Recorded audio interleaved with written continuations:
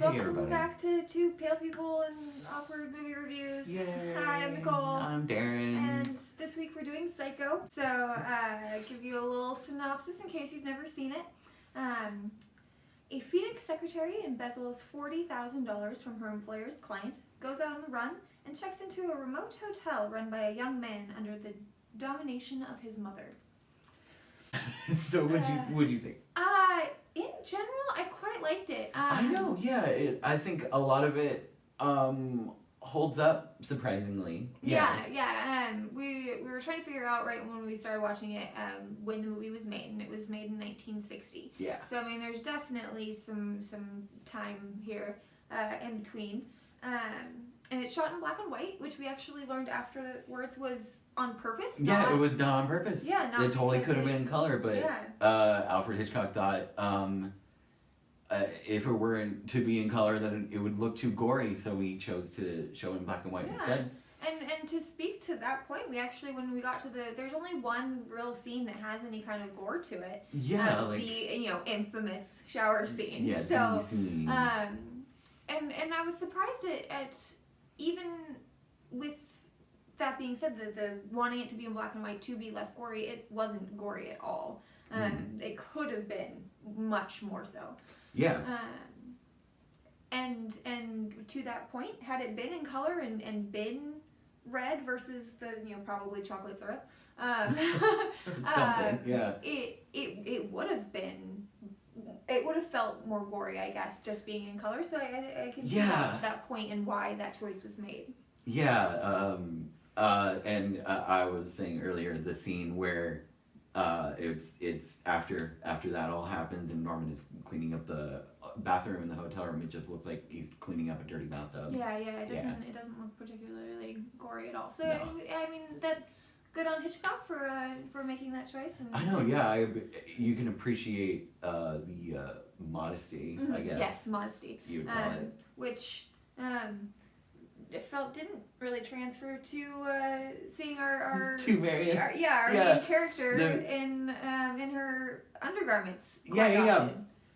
Which also was on purpose, actually. Her first scene, she's shown in white lingerie.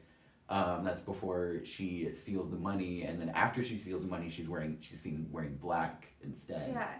To the opposite of angelic, as Alfred Hitchcock said, the white was to represent her as angelic. So, yeah, I thought that was really interesting. Like something we thought was gratuitous when we're like, oh, okay, like 60s, gotta push the envelope. Yeah, it seemed a little interesting for the time that she was in her undergarments so frequently. Yeah, but I mean, color symbolism. Yeah, so cool. I mean, again, good choices are being made. I like it. Yeah.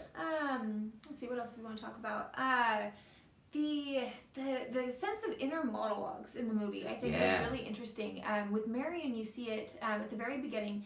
And it feels more of like a projection of like she's thinking in her head of like the situations and the conversations that other people might be having about her. Yeah, I was trying to decipher whether those conversations were actually happening. Yeah. And like while she's driving, all this is going on, or that's her projection. Yeah, or her like inner monologue. Maybe this is what's happening. This is what people are thinking about me. I don't know. Yeah.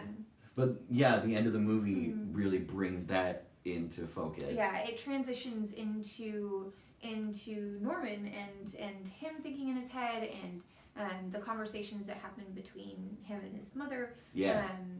Being that they're him both and his mother in his head. Yeah. So that transitioned really well into that. It made it so it wasn't quite so jarring, I guess, because we've been doing it throughout the whole movie. Yeah.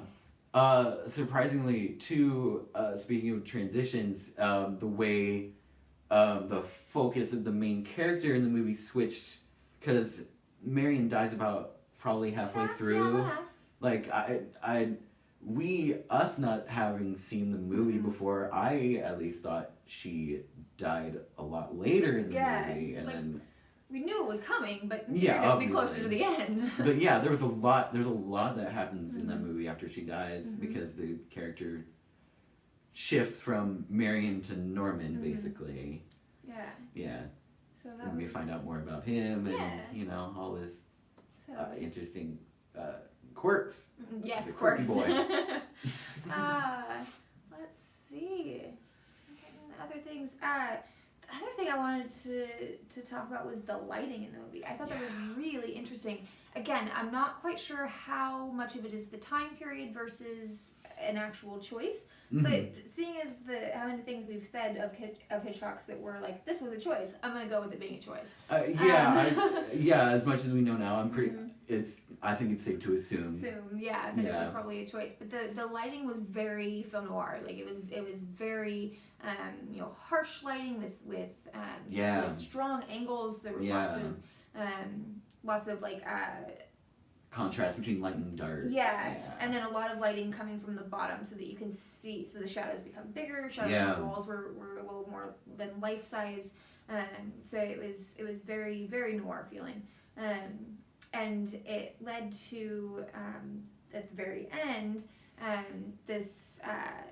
Right, his mother's corpse, like on the floor, the light bulb swinging. Yeah, Marian's sister hits the light bulb and it starts swinging, and so that just emphasizes all those angles and all that dramatic lighting. Yeah, the effect that it had on the eyes of that was cool. Yeah, it was really interesting. I liked that a lot. Yeah. All right. Well, bottom line, I guess. You ready to do the countdown? Yeah. 1, 2, 3. Yeah. If you liked this, go ahead and do all the commenting and all that stuff Comment, down like, there. subscribe, all the YouTube YouTube words. And if you have any ideas of ones you want us to do next time. If you're an indie filmmaker and have a film to submit to us, get in contact with us and we can sort that out. Yeah, definitely. I think next up is Children of the Corn. Yeah, next time we're doing Children of the Corn. So little Stephen King action. Yeah, so stay tuned for that. Yeah. All right. Bye. Bye.